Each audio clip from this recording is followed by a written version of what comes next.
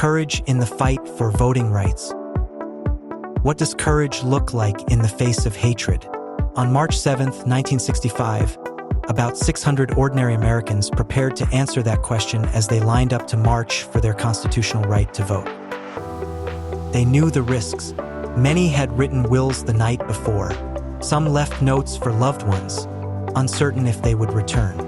These weren't soldiers or trained revolutionaries. They were teachers, students, factory workers, and farmers, united in a simple cause: the right to cast a ballot without obstruction. Meet John Lewis, just 25 years old, who would lead the march alongside Hosea Williams. The son of sharecroppers, Lewis had already been arrested more than 40 times for nonviolent protests. That morning, he dressed carefully in a tan trench coat and backpack containing an apple, an orange, toothbrush, and books to read in jail.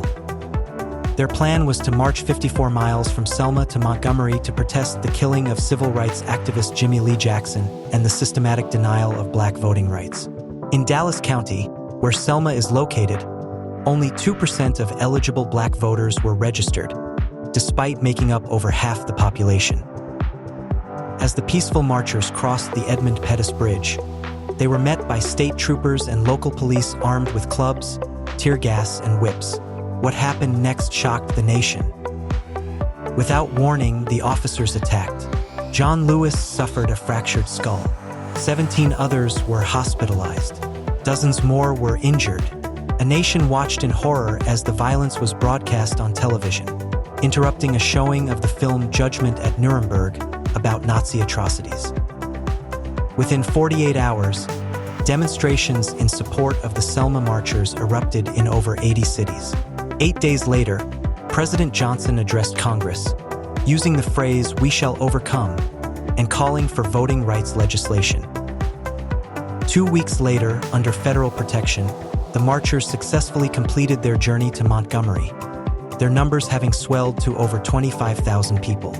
5 months after Bloody Sunday, President Johnson signed the Voting Rights Act of 1965. The next time you cast a ballot or choose not to, remember March 7, 1965, when ordinary Americans were willing to risk their lives for that right. John Lewis, who would later serve over 30 years in Congress, called it good trouble, necessary trouble.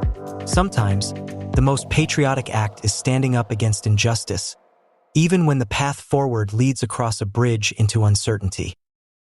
The marchers endured brutality, empowering future generations to challenge injustice and affirm their rights, embodying the spirit of resilience and hope for change.